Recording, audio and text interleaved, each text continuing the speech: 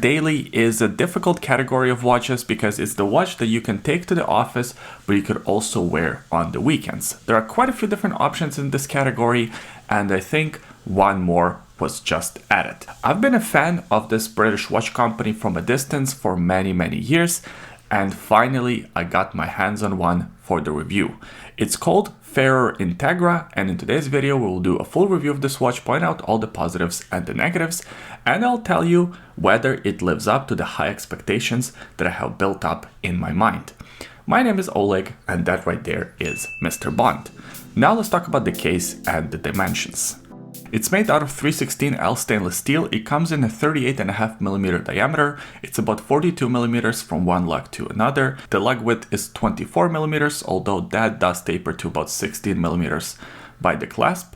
And this watch is super thin, only 10.3mm in case height. The finishes on the watch are outstanding. You have a combination of satin and high polish finishes. The high polishes are only here as accents.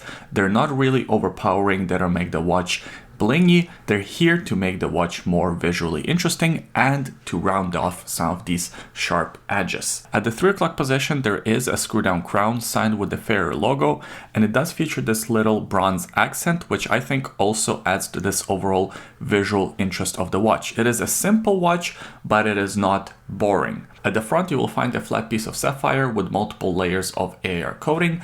At the back, there's also a display case back, and it's secured in place using these 4 screws, but the water resistance was not compromised. This watch still comes with 100 meters of it, which is exactly what you need in your daily. Now, in terms of the design of this watch, it's kind of strange, kind of unique. It has a few different elements. Of course, it features this integrated bracelet design language that is very popular right now.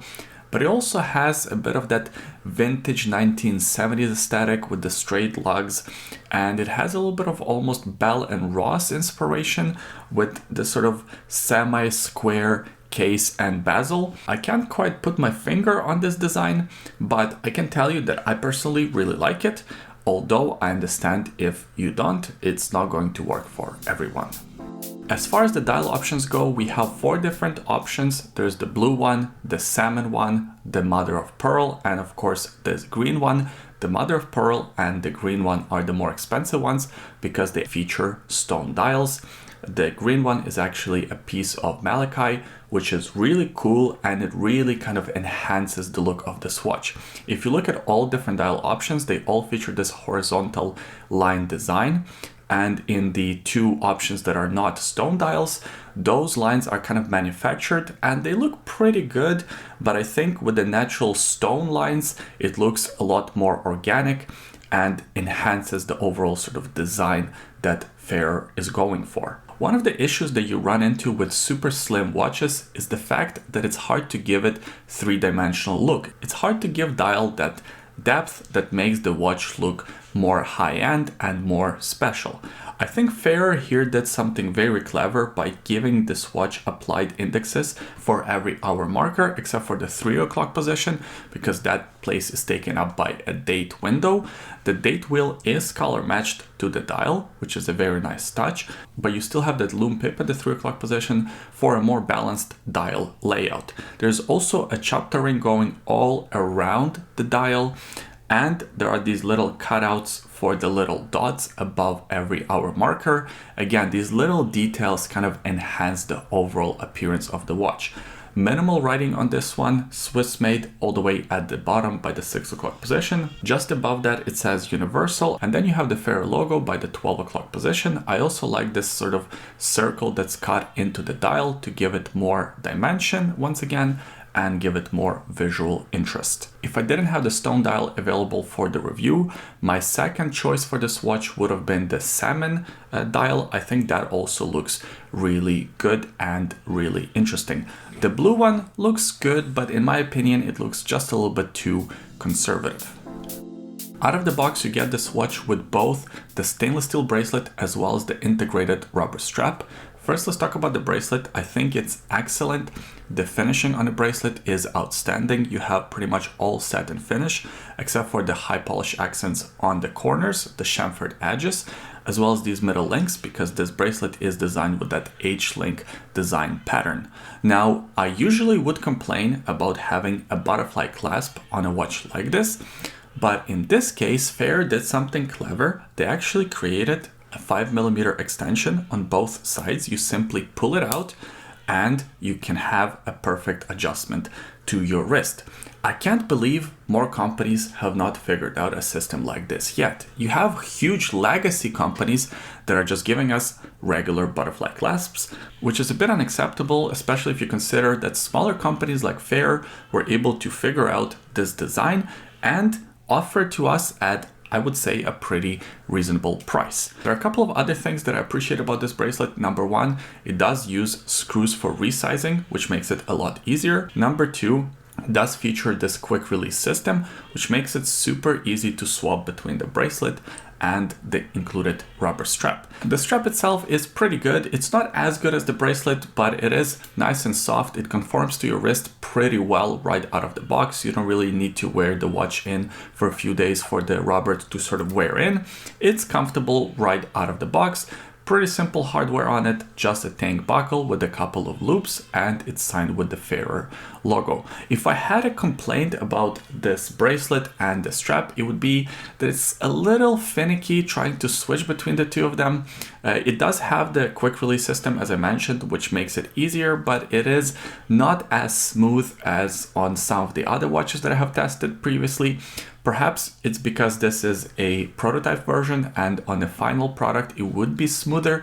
It's not terrible, but there are so few things to complain about with this watch that I have to focus on something and tell you something. Otherwise, I'd just be singing praises here all day. So definitely this quick release system could be improved a little bit. Now, as far as the fit on the wrist, I think it's excellent on both the stainless steel bracelet as well as the rubber strap. I have about a 7¼ inch wrist, and I think on my size of a wrist it actually fits really well.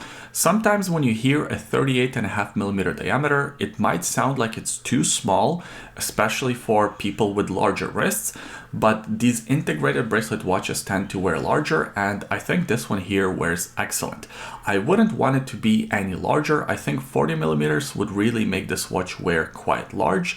The 39mm diameter is the right size for this design and for exactly what Farer is going for, this sort of vintage inspired aesthetic. On the bracelet, the watch is super comfortable because the bracelet does taper pretty aggressively, which is a huge plus. A lot of times these integrated bracelet watches have straight bracelet that doesn't taper, which makes the watch look very chunky and feel very chunky on your hand.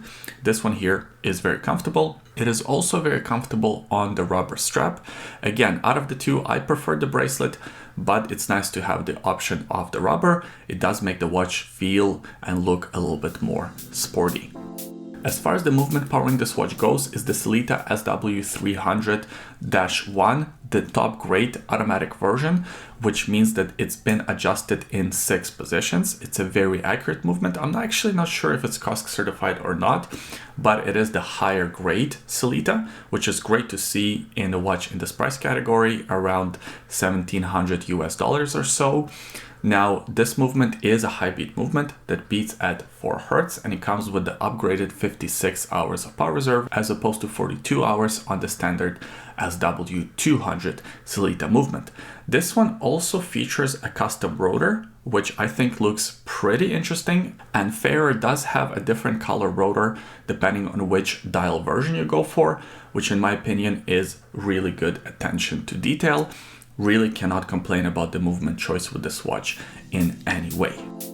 And in fact, there's very little to actually complain about with this timepiece. Other than the slightly clunky quick release system, I personally really like a lot about it. Even the pricing is somewhat reasonable. This stone version is around $1,750, which is pretty expensive. This is not exactly a cheap watch, but you are getting really nice finishes. You get both the stainless steel bracelet as well as the rubber strap, and you get the top grade Sellita movement. So I think the package that you receive is pretty fair Fair, you get it. Now, as far as other negatives go, I think you could complain about the design because it is very personal. So if you like it, you like it. If you don't like it, you don't like it. So that's the only other sort of negative that I can see for a lot of people. But if it is a negative for you, of course, there are plenty of other watches you could look at. If you like the design of this watch, I am very confident that you will not be disappointed with the overall quality and the overall package. Which brings me back to the question that I asked at the beginning of this video: does Farer really live up to the reputation that I have built up in my head? And so far, based on this model, yes. I think this is a very impressive watch for under $2,000, and it is definitely a contender for that perfect everyday timepiece. But what do you guys think? Leave your comments in the comment section below. If you enjoyed this video and if you watched it this far, please give it a thumbs up, and of course subscribe to the YouTube channel for more videos like this in the future. I really appreciate you watching this one, and we'll see you next time. Bye.